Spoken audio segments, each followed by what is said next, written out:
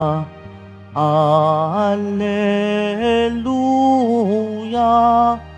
Alleluia.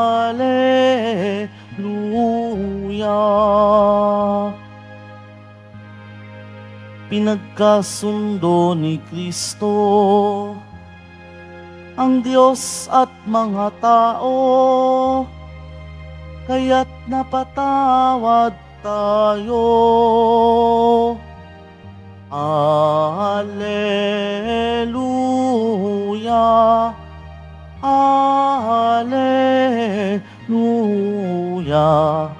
Alleluia, Alleluia.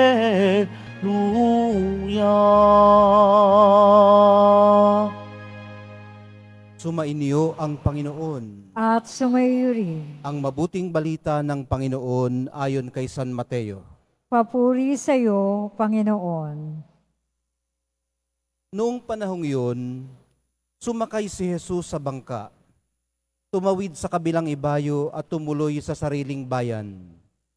Pagdating niya roon, dinala sa kanya ng ilang katao ang isang paralitikong nakaratay sa kanyang higaan.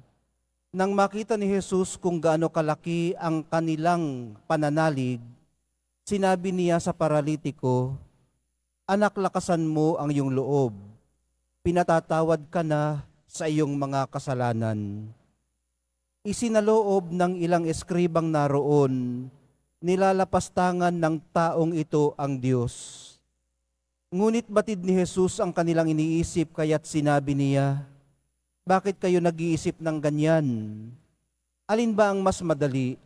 Ang sabihing ipinatatawad na ang mga kasalanan mo, o ang sabihing tumindig ka at lumakad?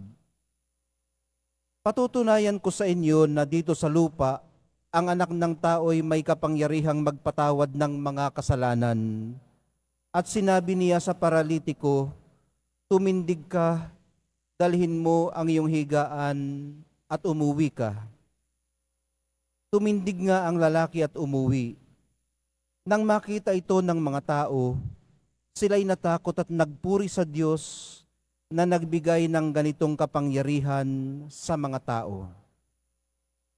Ang mabuting balita ng ating kaligtasan. Pinupuri ka namin, Panginoong Hesukristo. Magsiupo muna ang lahat. Magandang umaga po sa inyong lahat. Ang magandang balita pong hatid sa atin ng mga pagbasa ngayong araw na ito, mawala man ang ating kakayahang ipahiwatig ang sarili nating pananalig, nakikita po ng Diyos ang pananampalataya ng mga nagmamalasakit sa atin.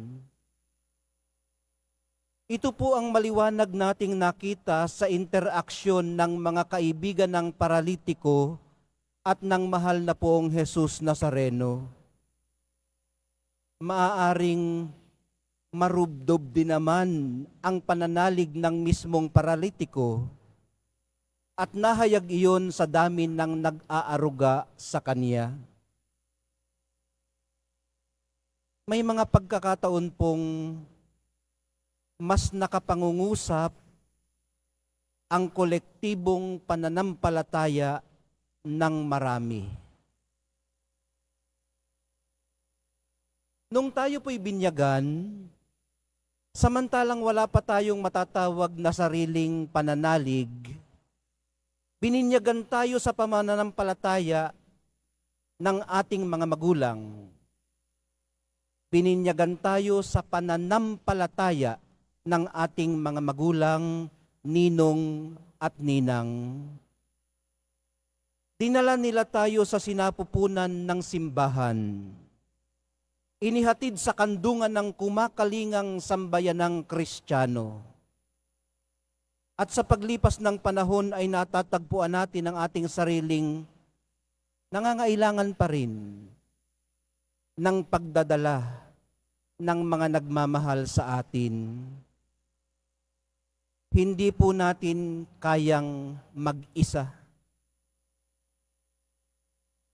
Sa kumpil ay ipapatong ng taong mas malakas kaysa atin ang kanyang kamay sa ating balikat. Tanda ng pagpapaalalang naririyan lamang siya't gumagabay. Sa kasal ay ihahatid tayo sa altar ng ating mga magulang, ninong at ninang, at mga abay. Ganon din po ang masasabi sa ordinasyon. Sa libing ay uusungin tayo ng ating kapwa para muling ibalik sa altar sa huling pagkakataon. May mga pagkakataon pong nalilimutan natin ang mga taong ito, ang mga gumabay sa atin, ang mga naghatid sa atin. Ang mabuting gawang ito ng mga mapagmalasakit ay hindi po nalilingid sa kamalayan ng mahal na pong Jesus Nazareno. Sa katunayan, ito po ang nakapupukaw ng kanyang pansin. Sa pagpapagaling sa ating mga dinadala sa Kanya, ay sa atin din po siya tumitingin. Magdalahan po tayo, minamahal kong mga kapatid. May mga pagkakataon pong ang mga dating nagdala sa atin ang maaaring nangangailangan na ngayon na dalhin natin sa Kanya. Lalo na pong ngayong tayo'y napagaling na. Sa paglalakbay po natin sa landas ng buhay, kailangan po natin ng isa't isa.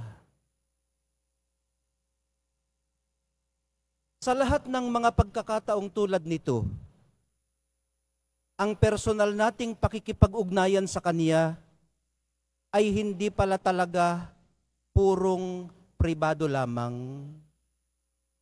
Lagi po itong may impact sa iba. Idalangin lang natin na mapagpagaling at mapagpala ang dating nito sa kanila. Ang biyaya rin nawang ito ng kagalingan ang tanggapin natin at ng ating mga dinadala sa Kanya sa pagtanggap natin ng banal na Eukaristiya.